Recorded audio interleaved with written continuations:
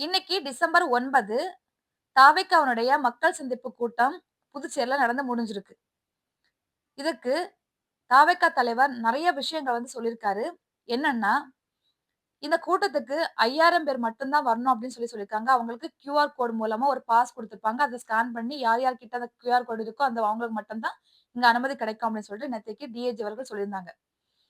அடுத்து கர்ப்பிணிகள், வயதானவர்கள், சிறுவர்கள், பிசிக்கலி சேலஞ்சுடு பெர்சன் யாருமே வரக்கூடாது அப்படின்னு சொல்லியிருந்தாங்க. அது மட்டும் இல்லாம தமிழகத்துல உள்ள யாருக்கும் பெர்மிஷன் கிடையாது. தாவேக்கா கட்சியை சேர்ந்த புதுவையில உள்ள மக்களுக்கு மட்டும் தான், அதாவது புதுச்சேரியில உள்ள மக்களுக்கு மட்டும் தான் பெர்மிஷன் குடுத்திருக்கு அப்படின்னு சொல்லியிருந்தாரு. இந்த நேரத்துல விஜய் வந்த உடனேயே அவ்ளோ கைத்தட்டல், அவ்ளோ ஒரு ஒரு சத்தம் அப்படி வந்துச்சு. அப்பவே அவருக்கு எவ்வளோ நம்ம மேல அன்பு வச்சிருக்காங்க அப்படிங்கிறத அவர் சொல்றாரு விஜய் அவர்கள். நெறைய விஷயங்கள புதுச்சேரியில உள்ள நெறைய விஷயங்கள பத்தி பேசியிருக்காரு. புதுச்சேரி ஒரு சுற்றுலா தலமா இருக்கு. ஆனா, அங்க ஒரு ஒழுங்கான ஒரு பார்க்கிங் வசதியோ, ஒழுங்கான ஒரு கழிவறை வசதியோ எதுவுமே இல்ல. எல்லாமே செஞ்சு குடுக்கணும். ஒரு ஐடி கம்பெனி, ஒரு தொழிற்சாலை அமைக்கக்கூடிய எந்த ஒரு பிளானுமே இல்ல. எல்லாமே செய்யணும். பல்லாயிரக்கணக்கான மக்கள் இளைஞர்கள் வேலை இல்லாம இருக்காங்க. அவங்களுக்கு வேலைவாய்ப்பு வசதி செஞ்சு குடுக்கணும்.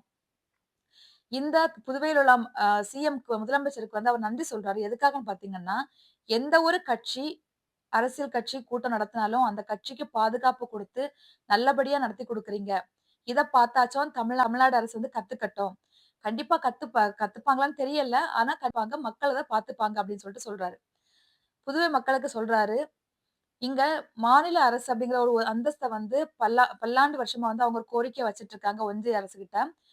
கடந்த மார்ச் 27ஆம் தேதி 2025ல கூட ஒரு தீர்மானம் வச்சாங்க. அது 16வது தீர்மானம். இவங்களுக்கு மாநிலம் அப்படின்னு ஒரு அந்தஸ்து கிடைச்சா மட்டும் தான் எல்லா விதமான இதுவும் சலுகைகளும் கிடைக்கும் அப்படின்னு அது ஒரு முக்கியமான விஷயமா சொல்றாரு. அதே மாதிரி காரைக்கால்ல மீன் பிடிக்க போற நேரத்துல இலங்கை அரசால இலங்கை கடற்படை அடிக்கடி இவங்கள கைது செஞ்சுடுறாங்க. கைது செஞ்சுட்டு விடுவித்தாலும் அவங்களோட படக விடுவிக்க மாட்டேங்கிறாங்க. அதுல பெரும் சிரமத்துக்கு இவங்க ஆளாகுறாங்க. அந்த மாரி பிரச்சனைகள்லாம் தடுக்கணும்னு சொன்னா, கண்டிப்பா நம்மளுடைய ஆட்சி வந்தா கண்டிப்பா எல்லாமே செய்வோம் அப்டின்ட்டு சொல்லியிருக்காரு. அது மட்டும் இல்லாம, ரேஷன் கடைங்கிறது ஒரு மக்களுடைய ஒரு இன்றியமையாத ஒரு அத்தியாவசிய ஒரு பொருட்கள் கிடைக்கக்கூடிய இடம் ரேஷன் கடை. ஆனா புதுவையில ரேஷன் கடை இல்ல.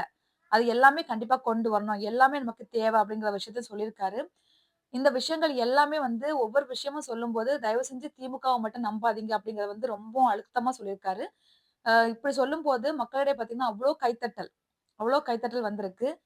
நெறைய மக்களுக்கு கடலூருக்கும், புதுவைக்கும் இடையே ரயில் மார்க்கம் அமைக்கணும் அப்படிங்கிறது ஒரு பெரிய கோரிக்கையா இருக்கு. அதுவும் நிறைவேற்றணும். நெறைய விஷயங்கள் புதுவையில என்னென்ன அந்த மக்கள் என்னென்ன கோரிக்கைகள்லாம் வச்சிருக்காங்களோ, அவங்களுக்கு என்னென்ன விஷயங்கள்லாம் பண்ணி கொடுக்கணும்னு நெனைக்கிறாரோ, எல்லா விஷயத்தையுமே விஜய் அவர்கள் சொன்னாங்க. நான் இது நம்மளுடைய மகாகவி பாரதியார் இருந்த மண். பாவேந்தர் பாரதிதாசன் பிறந்த மண். அதே மாதிரி 1977ல எம்ஜிஆர் அவர்கள், புரட்சித் தலைவர் எம்ஜிஆர் அவர்கள் 1977ல தமிழ்நாட்டுல ஆட்சி அமைத்தாலும், அதுக்கு முன்னாடியே 1974ல புதுவையில ஆட்சி அமைச்சுட்டாரு. புதுவை மக்கள் நல்ல ஒரு நமக்காக வந்திருக்க எம்ஜிஆர் அவர்கள மிஸ் பண்ணிடாதீங்கன்னு சொல்லி நமக்கு அலர்ட் குடுத்தது புதுவை மக்கள் தான். அப்படின்னு சொல்லி புதுவை மக்கள் ரொம்பவும் பெருமைப்படுத்தி பேசியிருக்காரு. புதுவை மக்கள் எப்பவுமே என் சொந்தம். நான் என்னோட 30 வருஷமா என்ன தாங்கி பிடிச்சுட்டு இருக்காங்க. தமிழ் மக்கள் தமிழ்நாட்டுல மக்கள் எந்த அளவுக்கு என்ன தாங்கி பிடிக்கிறாங்களோ, அதே மாதிரி 30 வருஷமா புதுவை மக்கள் என்ன தாங்கி பிடிச்சுட்டு இருக்காங்கங்கிறத ஒவ்வொரு விஷயத்திலும் சொல்லியிருக்காங்க. கண்டிப்பா நம்மளுடைய ஆட்சி சிறப்பாக இருக்கும். எல்லா விஷயங்களையும் தெள்ள தெளிவா சொல்லியிருக்காங்க. மக்களுக்கும் பயங்கர சந்தோஷமா இருக்காங்க.